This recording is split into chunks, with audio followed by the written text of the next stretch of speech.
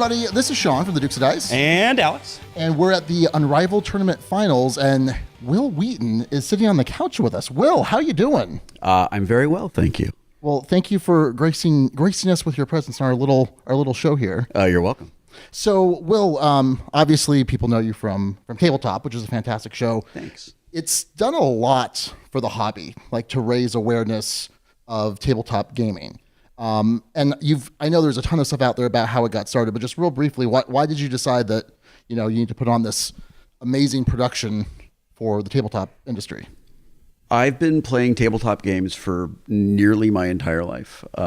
When I was a kid, I had a babysitter who played tons of board games with me and the other kids in the neighborhood. And we started out with the games that, if you were a kid of the 70s, were always around. Games like Mousetrap and Payday and Monopoly and Survive and Sorry and things like that.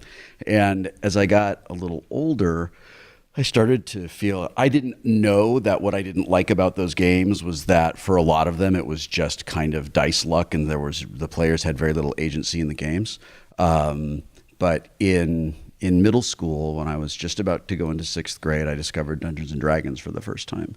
And I fell in love with this game that encouraged me to use my imagination, where there was a game there, right? And the game was like, kill the bad guys and take their treasure. But where that game lived for me and where it continues to live for me was it allowed me to escape a world where I felt weird and uncool and anxious and always struggled to fit in, for a world where like I could be a wizard and the stuff that made me weird in the real world made me cool in that world, and I loved it.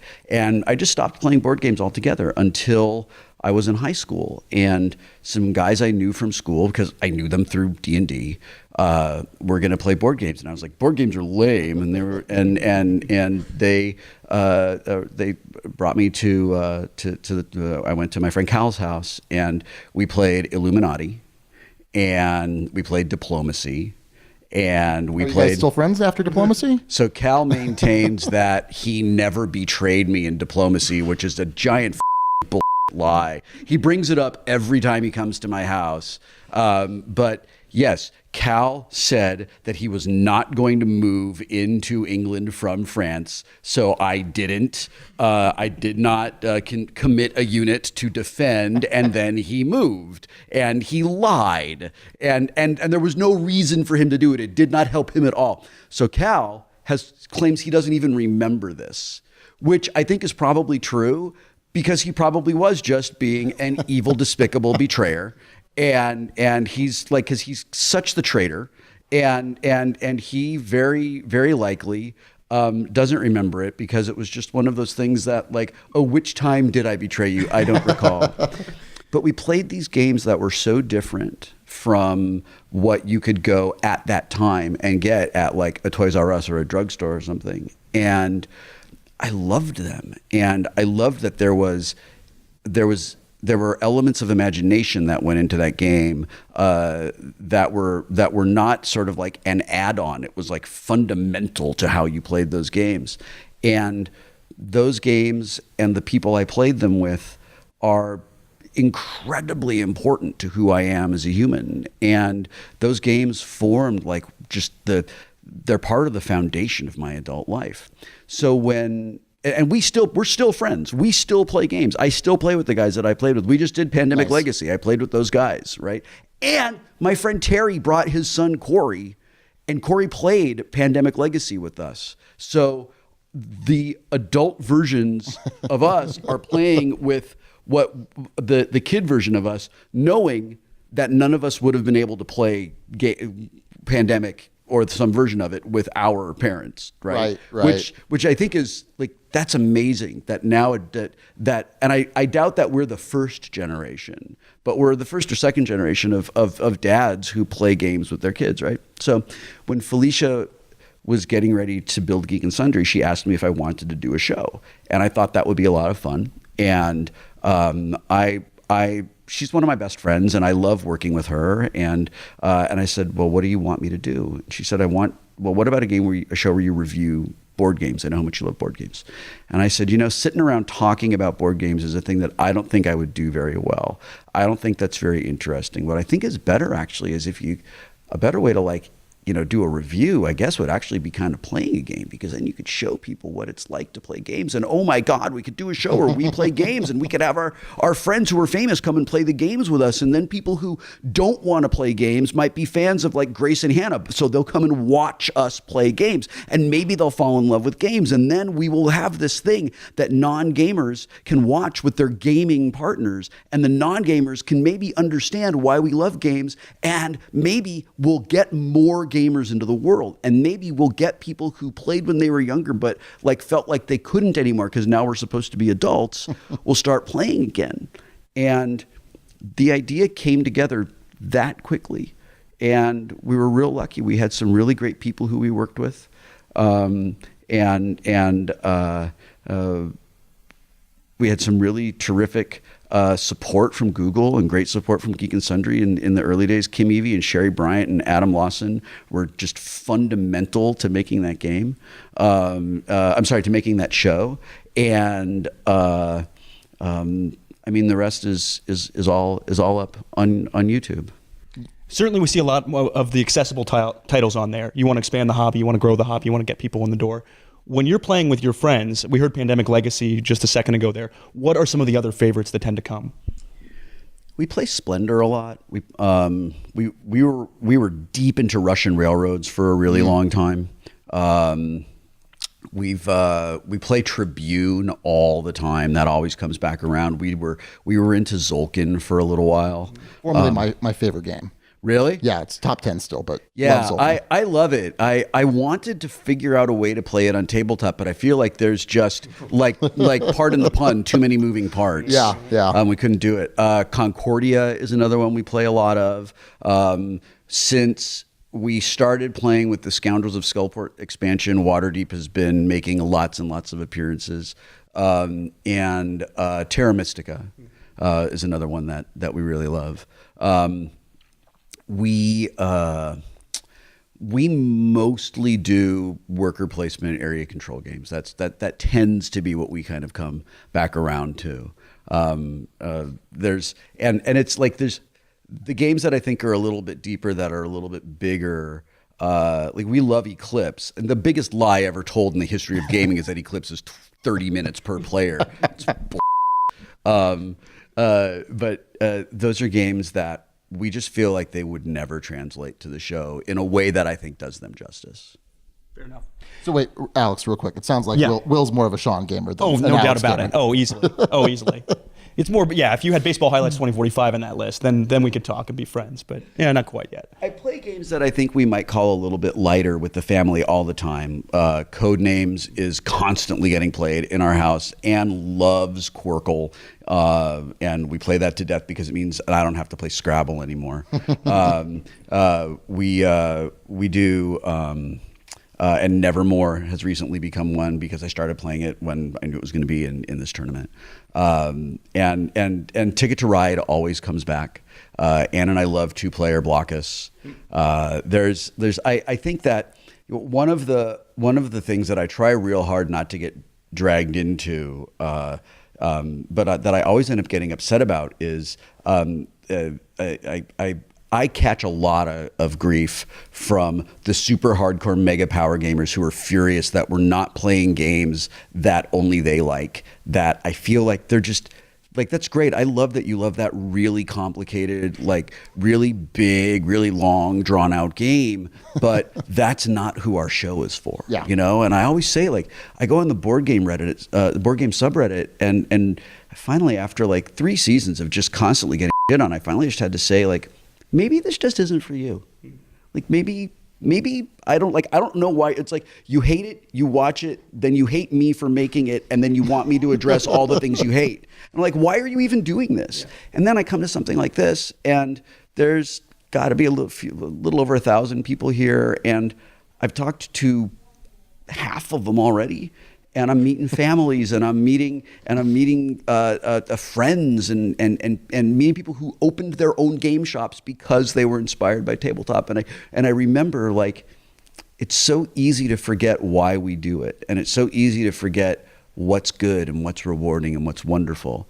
And it's awesome to come to something like this, or to go to like any of the Strategicon events and see people who are gaming for the love of gaming, and remember, like, that's right. It's easy to get ground down and worn out by people who are just determined to be unhappy, and it's great to get out and kind of get re-energized and re-inspired.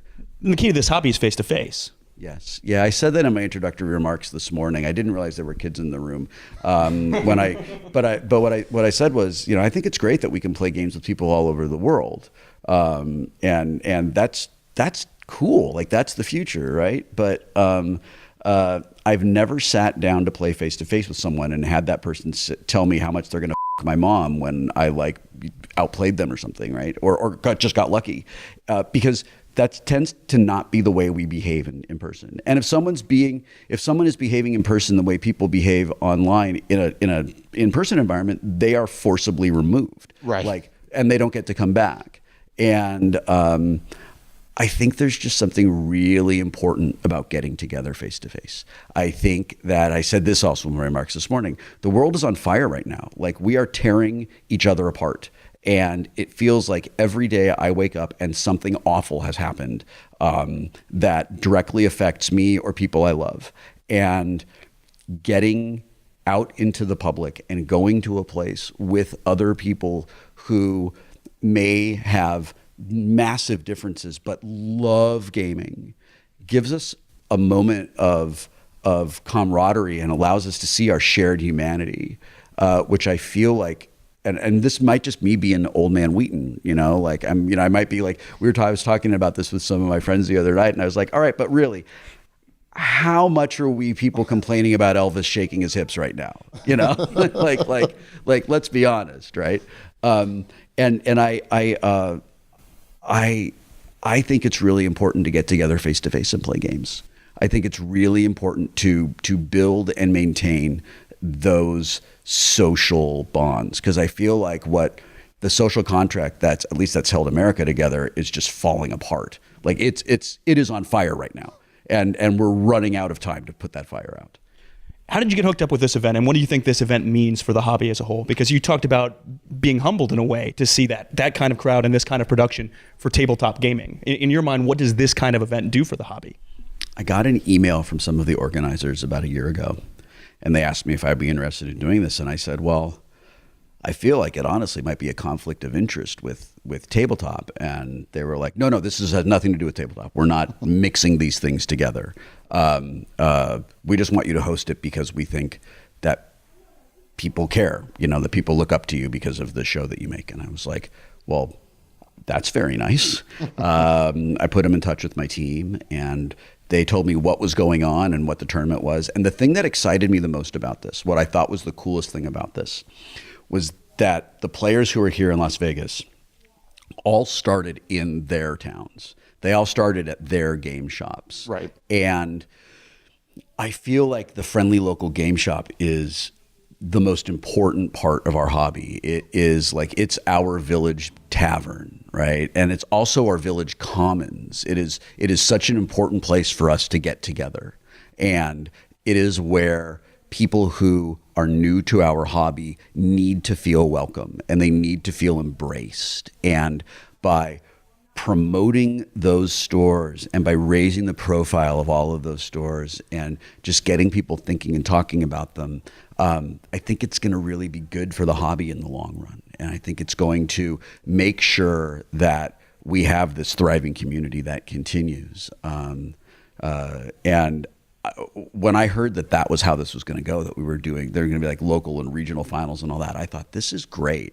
And tabletop is not about being competitive, but there's competitive gaming in the world. Sure. And what a great way to like shrink the world, like sort of metaphorically, right? Just by like bringing people from all over and getting them all together.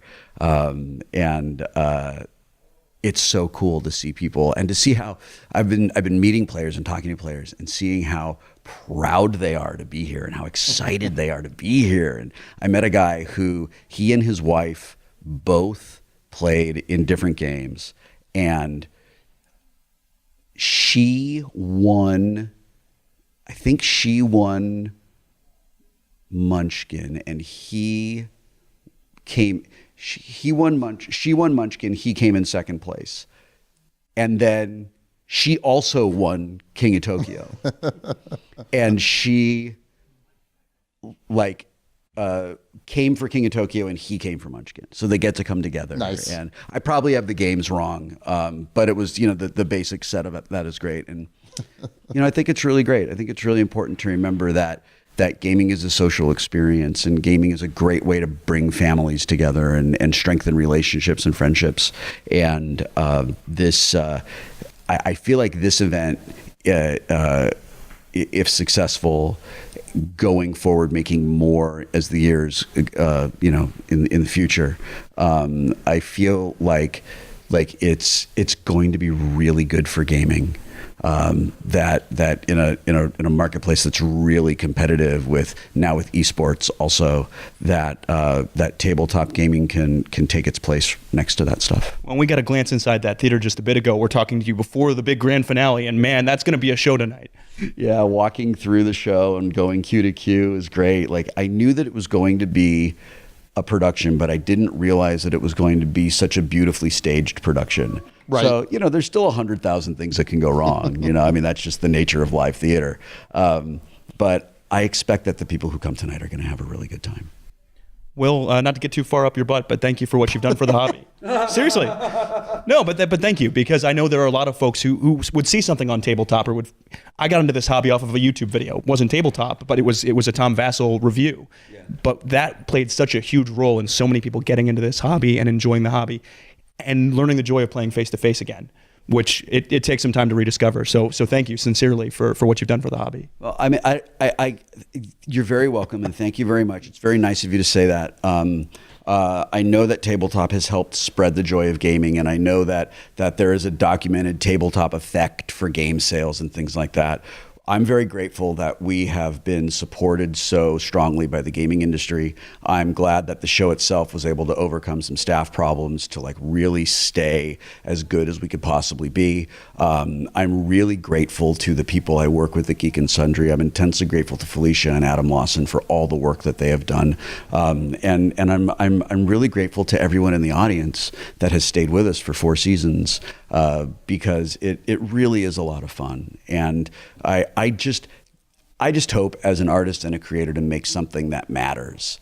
I know a lot of this is old man Wheaton, but it just drives me crazy when I see these 22-year-old YouTube douchebags who do nothing good, who put nothing worthwhile into the world, buying $6.5 million houses that they're going to trash. And it makes me really, really happy to know that our little show is meaningful, and it does matter to people in a good way. Oh, absolutely. Yeah, I think that's definitely the case. I tell our local store, I'm like, every time you put out the list of the games coming for the upcoming season, I'm like, you need to be stocking these games, because otherwise people can game elsewhere. Yeah, I didn't realize we needed to do that in the first season. I didn't know if anybody was even going to watch it, and I started hearing from people all over the country that games were selling out. So we started making calls to publishers and just saying, hey, I really like your game and I'm going to play it, and I think you should know, so that if you want to do extra printings, or you want to let your distributors know. And I've been really grateful that we've gotten the support that we've gotten. If I find a game that I love, I'm going to play it anyway. But it's really nice to know that I can let publishers know, and they're like, cool, how can we support you? It's really nice. Well, Will, we don't want to keep you from the rest of your hosting duties, but we really do appreciate you coming on and spending some time talking to us. No, it's really great to talk with you. All right. Well, thanks everybody. This is Sean from the Dukes of Dice. And Alex. Oh, and I'm Wil Wheaton. I'm not from the Dukes of Dice. It's Wil Wheaton. But I'm on the couch with Sean and Alex from the Dukes of We Dice. can make you an honorary Duke. Honorary Duke? Do you care? You know what? You don't. That's lovely, but you don't want me. I promise you. Oh, come on. No, you don't need me dragging your curve down. Trust me. Thanks, Will. Thanks, Will. You're very welcome.